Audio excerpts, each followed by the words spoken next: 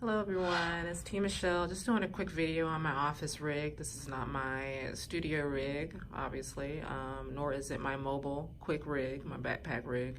But this is my office rig, just in case I get a call here at the office for something quick, or I, get inspired, want to get something down, record it. I can just walk on over here and get that handled. I'm just gonna start from left to right.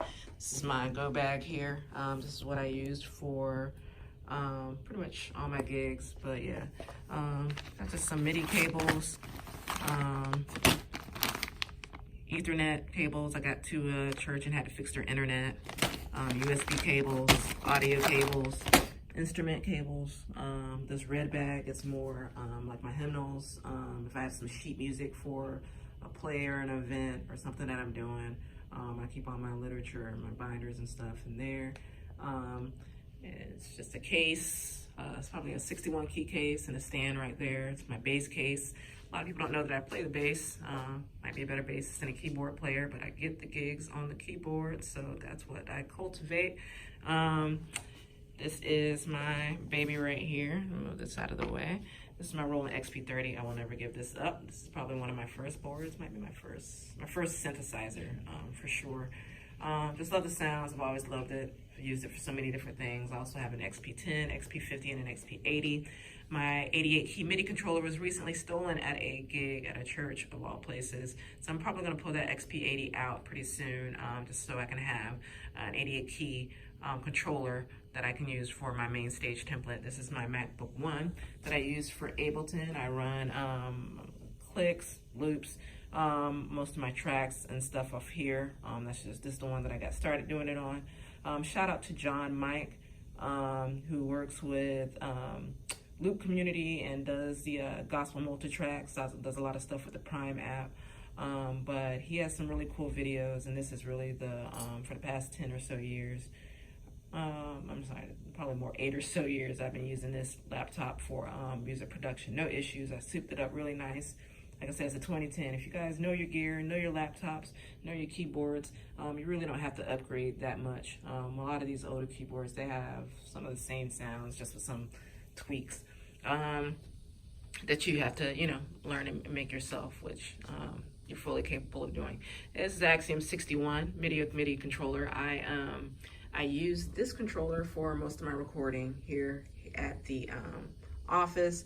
I like the way it feels, the keys feel with my hands. I'm a woman and I have small hands, so the key touch, velocity, all that type of stuff is very important to me. How I feel like I need to be able to, I can't think of the word right now, but the touch sensitivity is pretty important to me. I play a lot of soft music, but then, if I'm playing aux or something, I need to be able to have my hits be nice and measured and not have any latency or delay issues.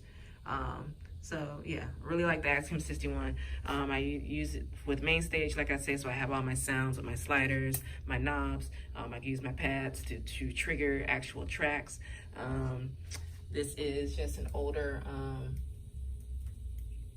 TV that I had that I just used, the HDMI out. It just makes a bigger screen, a lot easier to work on. This is my Hartkey KM100. It's keyboard amp, keyboard monitor. And I also have a KM200 that's a little bigger, a little bit more fuller of a sound, but this one right here is a workhorse. Loved it, had it for a while. Always get compliments on it from not just my clients, but from other musicians. It has a very, very, very, really nice sound. Let me see if I can move something up here.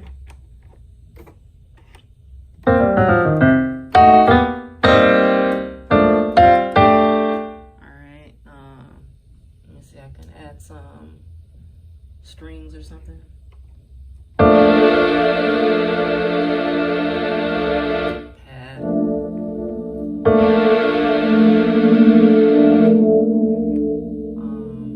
I have a couple guitar sounds here.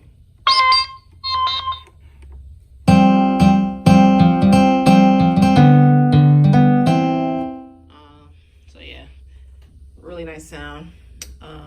This is my Magic Mouse that's connected to my 2015 MacBook Pro. It's one of my 2015s right here. I use this one mainly for music. Thanks to somebody blessed me with a couple of them. I'm able to kind of, have the space I need to really kind of work and do the production that I want to do.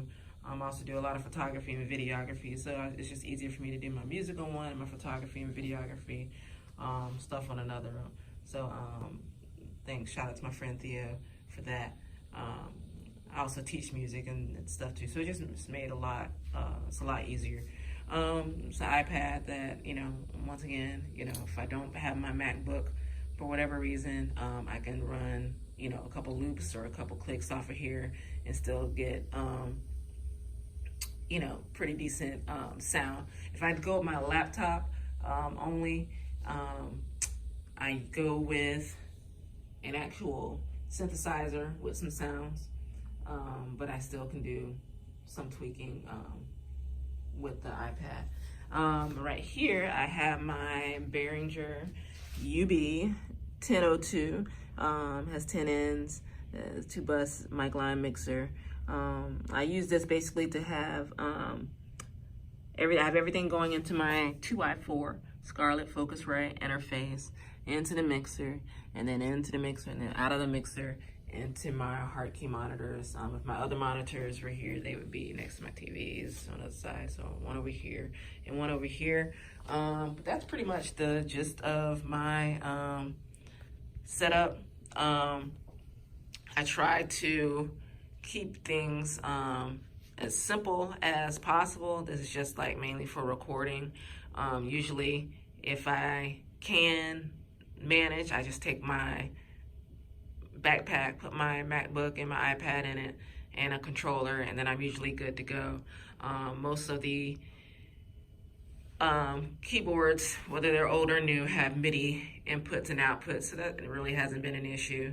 But like I told you, I believe at the beginning of this video, I keep a MIDI controller and a keyboard, a synth on me pretty much at all times. I just like to be prepared for everything. You don't have to be, but I am.